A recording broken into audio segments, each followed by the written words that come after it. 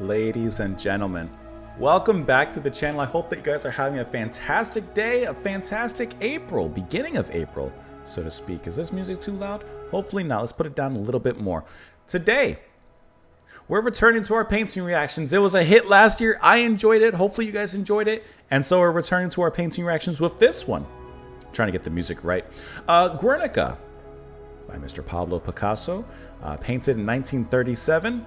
I have it pulled up full screen. I'm not looking at it right now. I tried to find a full screen, viewing of it so we can get our first reaction, our first engagements, and we'll look at that in a second. But I'm just reading the Wikipedia article. It says it's one of his best and most well-known works.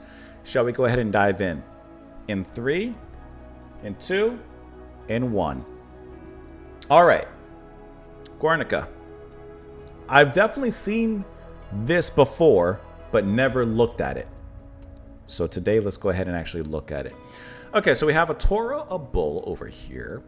A lady screaming, holding what I can only imagine is possibly her dead child under her.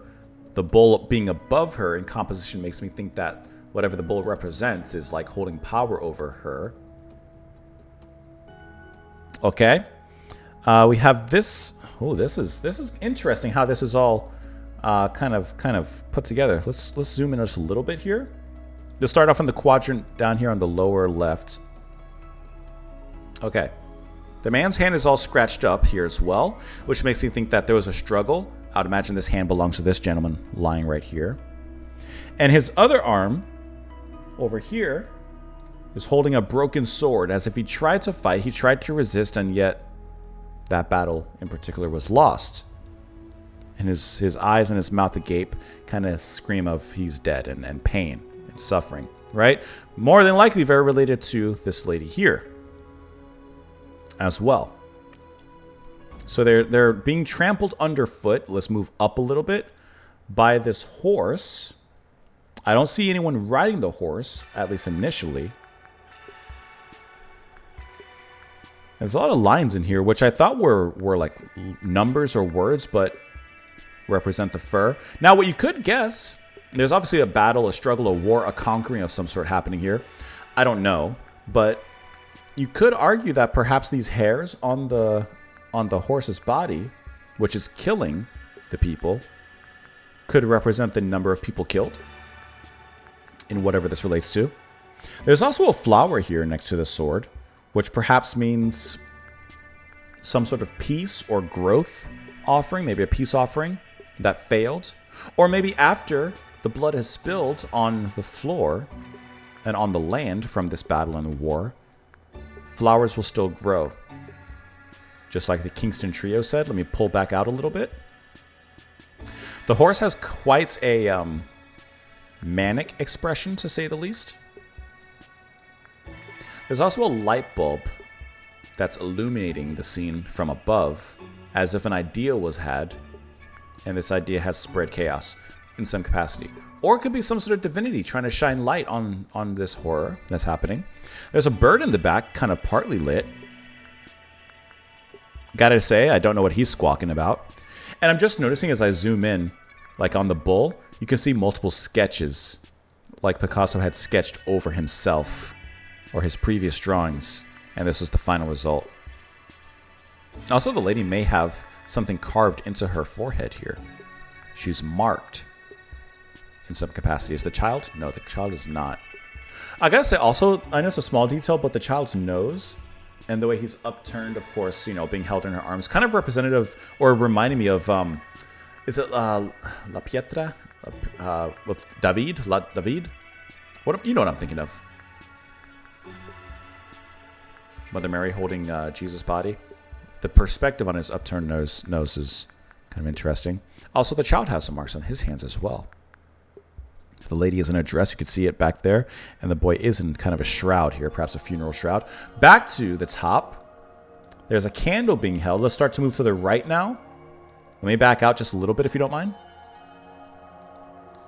Okay. So this person's holding out a candle. Perhaps this is what lights this idea. Can't say for sure. There's something behind him in the window that he's reaching out from. This is a building. And he's looking out to see what's happening. He's looking out on the scene. And it seems as we kind of begin to move to the right a little bit more, everyone else is as well. Looking down upon the tragedy that happened over here. The question is, who does the bull and the horse represent? And who is being trampled underfoot? Also, the man down here, I'm just kind of noticing, his body is kind of disembodied. His head is kind of left here, and of course the arm, you can see the meat bone, you could say here. There's lacerations on his skin. You can even see the horseshoe of the horse underfoot, as if it's ready for war. Don't know what these represent right here. Can't say for sure on that end. Not just yet. Can't say for sure. Now, who's this fellow right here? They're also looking. Their body's quite not uniform, to say the least. And they're looking almost with a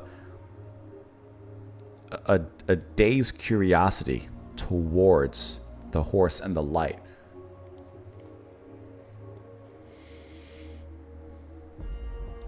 Interesting geometrical, anatomical points there. And then this person over here on the far right, it seems that this building is perhaps on fire. They're finding themselves perhaps amongst the flames here in some abstract way. I'm trying to move myself out the way so you guys can see. And it's interesting little details like the armpit hair. You can see. Now, why are they screaming? What happened to them? Maybe it is the flames. Maybe something else. Back up. Let's get the complete picture again here. Any details I'm missing? Probably. It's also... Let me move myself out the way real quick. It also looks like there's a door over here. Let me get my mouse here. Like there's a door over here on the right, far right. As if all this is taking place in some sort of like... house,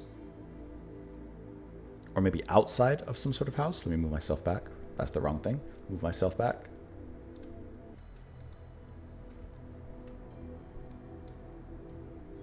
So that's like the general setting and story I get from this. But within this, you have a lot of interesting drawing techniques. Like I said, the sketching on top of himself. So it almost seems like the bull has 3 eyes. You have a little anus here. Some balls there and such, and I'm not trying to be crass. I mean, it's just interesting how these things are added into the painting. I don't know what this is. These are supposed to represent there. Okay, so that's what I'm getting out of this. Some sort of battle, some sort of war, something happening, some tragedy taking place. Onlookers just stunned by the events. Who do the horse and bull represent? Who does the bird in the back represent? And the eye, the illuminated eye out here as well. And what's this behind here? Now that we've done our analysis, let's research. Okay. Regarded by many critics as one of the most moving and powerful anti-war paintings, it is exhibited in the Museo Reina Sofia in Madrid. The black, gray, and white painting done on a canvas 3.49 meters tall. Wow, 11 feet and 5 inches, that's really tall. And 25 feet wide. Portrays the suffering wrought by violence and chaos. Prominently featured in the composition are a gored horse, a bull, screaming woman, a dead baby, a dismembered soldier, and flames. So the horse is disemboweled. That must be what this is right here then, in that case. Perhaps. I didn't catch that. Or maybe this little pole. Oh, it's like a spear. It's going through. Here's the tip of the spear. And here's the pole of the spear. Perhaps. Picasso painted Guernica in his home in Paris in response to the 1937 bombing of Guernica, a town in the Basque Country in the northern Spain by Nazi Germany's Condor Legion. Upon completion, Guernica was exhibited at the Spanish Pavilion and then other venues around the world. It helped bring worldwide attention to the Spanish Civil War. Let's read a little bit about it. Now let's see. Picasso worked somewhat dispassionately from January until late April on the project's initial sketches, which depicted his perennial theme of an artist studio. Then, immediately upon hearing reports of a bombing in Guernica, poet Juan Larrea visited Picasso's home to urge him to make the bombing his subject. Days later, Picasso read George Steere's eyewitness account of the attack, which originally had been published in both the Times and New York Times, and abandoned his initial idea. Acting on Larrea's suggestion, he began sketching a series of preliminary drawings for Guernica. So let's read a little bit more about this. Picasso lived in Paris during its World War II German occupation. A widely repeated story is that a German officer saw a photo of Guernica in Picasso's apartment and asked, "Did you do that?" Picasso responded, "No, you did."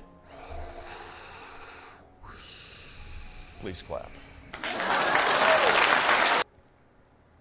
Referring to Picasso's painting, art theorist Rudolf Arnheim said, "The women and children make Guernica the image of innocent, defenseless humanity victimized. Also, women and children have often been presented by Picasso as the very perfection of mankind. An assault on women and children is, in Picasso's view, directed at the core of mankind."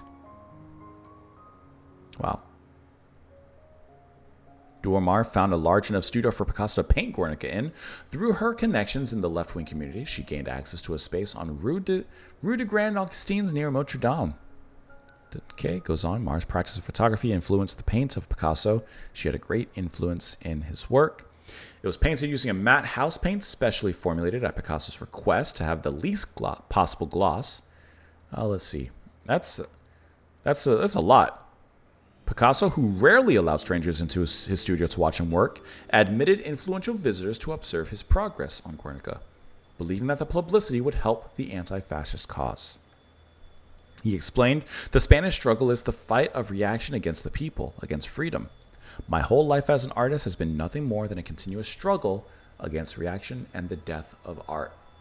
How could anybody think for a moment that I could be in agreement with reaction and death? In the panel on which I'm working, which I shall call Guernica, and in all my recent works of art, I clearly express my abhorrence of the military caste which has sunk Spain into an ocean of pain and death." He worked on the painting for 35 days. And of course, now it goes on to describe the painting itself. We won't read everything. Like we said, we're just kind of getting a general overview. The horse appears to be wearing chainmail armor, decorated with vertical tally marks arranged in rows. Okay, so it's supposed to be an armor, not its fur. Daggers that suggest screaming have replaced the tongues of the horse, the bull, and the grieving women. Okay, I see those sharp triangles in there. To the bull's right, a dove appears to be on a cracked wall through which bright light from an outside shines. Right here, so that's what it is, a dove. Perhaps the dove is in the darkness because it's peace. And peace is obviously in the darkness of war, in the shadow of war. On the far right of the room, there's a fourth woman, her arms raised in terror. Her wide open mouth and thrown back head echo the grieving women's. She is entrapped by fire from above and below, her right hand suggesting the shape of an airplane. I see. Very interesting.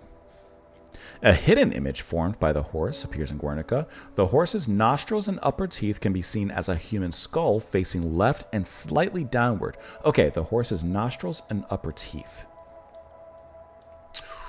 I see. Wow. That's really great hidden symbolism. Another hidden image is of the bull, of a bull that appears to gore the horse from underneath. The bull's head is formed mainly by the horse's entire front leg, which has the knee on the ground. The bull's head is formed by the horse's entire front leg. His knee on the ground. Let me back out. The bull's head is from the horse's entire front leg. The leg's kneecap forms the head's nose. A horn appears within the horse's breast. See the knee.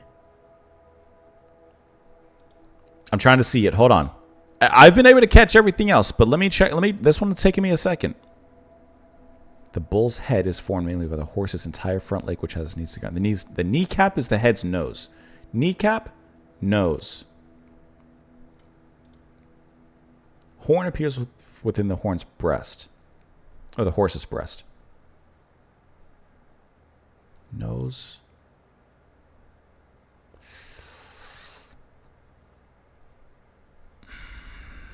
I'm not seeing it. This one I'm not seeing.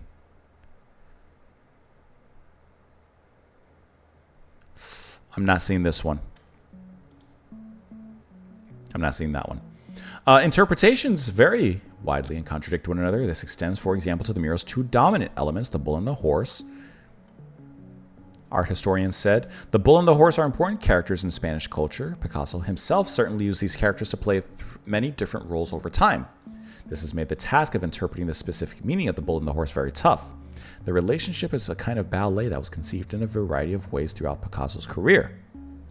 Picasso said, this bull is a bull and this horse is a horse. Got him. If you give meaning to certain things in my paintings, it may be very true, but it is not my idea to give this meaning.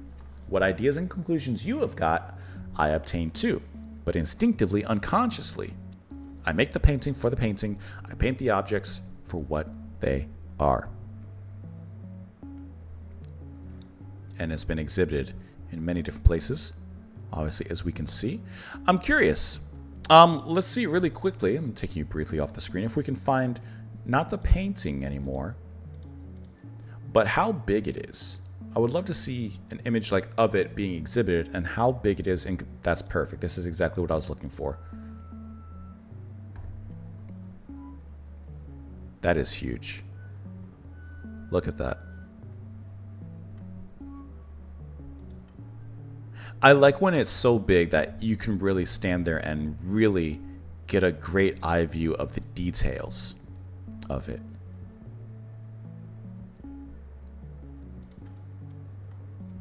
That's really fantastic.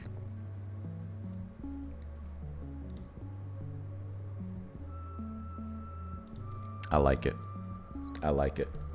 Hey, I would love to know what you guys thought of the painting in the comments down below. I hope that you enjoyed this little detour for the 1st of April. I hope that you guys are having a wonderful day out there. Thank you as always for joining me here. Have a wonderful one, and I'll see you later.